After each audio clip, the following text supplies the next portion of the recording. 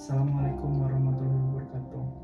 Halo semuanya, perkenalkan saya April Tarigan, peserta CPNS tahun 2026 dengan jabatan perencana ahli pertama di Direktorat Fasilitas Pelayanan Kesehatan Rujukan. Teman-teman, pernah tidak membayangkan kalau satu usulan pembangunan rumah sakit harus dicek satu persatu secara manual, mulai dari kelengkapan dokumen, kesesuaian standar teknis, sampai pencocokan dengan aturan yang berlaku. Tentu, proses ini membutuhkan waktu, ketelitian, dan bisa berpotensi menimbulkan perbedaan penilaian. Nah, dari kondisi tersebut, saya mengangkat isu dengan judul optimalisasi proses verifikasi usulan rekomendasi pembangunan melalui pembuatan digital summary matrix standar teknis Sarpras berdasarkan Permenkes nomor 40 tahun 2022 di Direktorat Fasilitas Pelayanan Kesehatan Rujukan. Nah, permasalahan utamanya adalah pada ini, belum optimalnya proses verifikasi usulan rekomendasi pembangunan Sarpras RSUP berdasarkan Permenkes nomor 40 tahun 2022. Lalu apa solusi yang saya buat? Nah, solusi yang saya buat di sini adalah digital summary matrix, yaitu alat bantu berbasis digital yang dirancang untuk mempercepat proses verifikasi, menstandarkan penilaian Sarpras, dan mempermudah analisis teknis berdasarkan Permenkes 40 tahun 2022. Nah, secara sederhananya nih, aktualisasi saya menjawab 3 hal. Yang pertama, apakah dokumen usulan sudah lengkap? Yang kedua, apakah sarana yang diusulkan sudah sesuai standar? Nah, dan yang ketiga, apakah hasil verifikasinya bisa terdokumentasi dengan lebih rapi dan akuntabel? Nah, manfaat dari proses verifikasi ini menjadi lebih cepat, kemudian efisiensi waktu verifikasi, mengurangi kesalahan analisis, dan meningkatkan kualitas perencanaan sarana prasarana di rumah sakit. Nah, jadi inti dari aktualisasi saya adalah membuat proses verifikasi usulan pembangunan rumah sakit menjadi lebih cepat, lebih standar, lebih transparan, dan lebih akuntabel melalui digital summary matrix. Aktualisasi ini juga jadi bentuk penerapan nilai ASN berakhlak, terutama berorientasi pelayanan, karena mendukung layanan verifikasi yang lebih baik. Akuntabel, karena hasil penilaian lebih terdokumentasi. Kompeten, karena berbasis regulasi, dan adaptif, karena memanfaatkan digitalisasi dalam proses kerjanya. Demikian pemaparan singkat saya. Terima kasih. Assalamualaikum warahmatullahi wabarakatuh. Berikut panduan lengkap penggunaan dashboard checklist standar Peraturan Menteri Kesehatan Nomor 40 Tahun 2022. Pertama, yang pada bagian atas ini yaitu judul dari aktualisasi saya, yaitu dashboard checklist standar Permenkes Nomor 40 Tahun 2022. Di sini bisa dilihat ada bagian-bagian.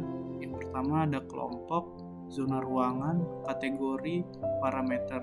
Nah, pada bagian bawah terdapat jumlah butir, yaitu jumlah butirnya 491 yang memuat ringkasan standar isi Permenkes nomor 40 tahun 2022. Di bagian ini kelompok, yaitu ada 25 kelompok. Untuk kelompoknya terdiri dari IGD, gawat darurat, dan lain-lain. Untuk kategorinya sendiri ada 12 dan parameternya ada 49. Bisa dilihat di sini ada grafik donat yang berisi jumlah data summary dari checklist tersebut. Jadi di dalam kelompok ini terdiri dari beberapa menu. Yang pertama perawatan, laboratorium, rawat inap, dan lain-lain. Jadi misal verifikator ingin melihat untuk kelompok rawat inap, jadi tinggal diklik rawat inap. Kemudian maka muncul di sini kelompok rawat inap, zona ruangan yang ada di rawat inap, kategori, parameter, dan isi dari ringkasan standar. Kemudian klik lagi, misal verifikator mau lihat untuk verifikasi zona ruangan, bisa diklik zona ruangan. Kemudian misal verifikator hanya ingin verifikasi bagian ruang pemulihan, jadi bisa verifikator hanya tinggal klik ini ruang pemulihan, maka bisa dilihat untuk kelompok-kelompok, kategori, parameter, dan isi ringkasan standar itu sendiri.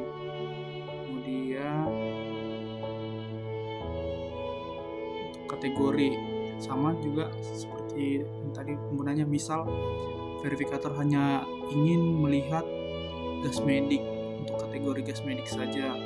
Jadi tinggal diklik gas medik, maka akan tertampil kategori untuk keseluruhan gas medik di kelompok, zona ruang, parameter, dan isi dari ringkasan standar tersebut. Kemudian parameter sama seperti penggunaan kelompok, zona ruangan, kategori, parameter juga begitu. Misal verifikator hanya ingin melihat tekanan udara, jadi klik ini tekanan udara, maka akan keluar tekanan udara dari keseluruhan kelompok, zona ruangan, kategori, dan ringkasan standar. Mungkin sekian video aktualisasi saya. Kesimpulannya bahwa digital summary matrix ini merupakan inovasi sederhana, tapi memiliki banyak manfaat nyata untuk mendukung proses verifikasi usulan rekomendasi pembangunan yang lebih cepat, standar, dan akuntabel. Aktualisasi ini juga menunjukkan bahwa nilai berakhlak dapat diterapkan secara konkret melalui solusi yang kerja yang adaptif, relevan, dan sesuai dengan kebutuhan organisasi. Demikian penjelasan singkat saya. Terima kasih.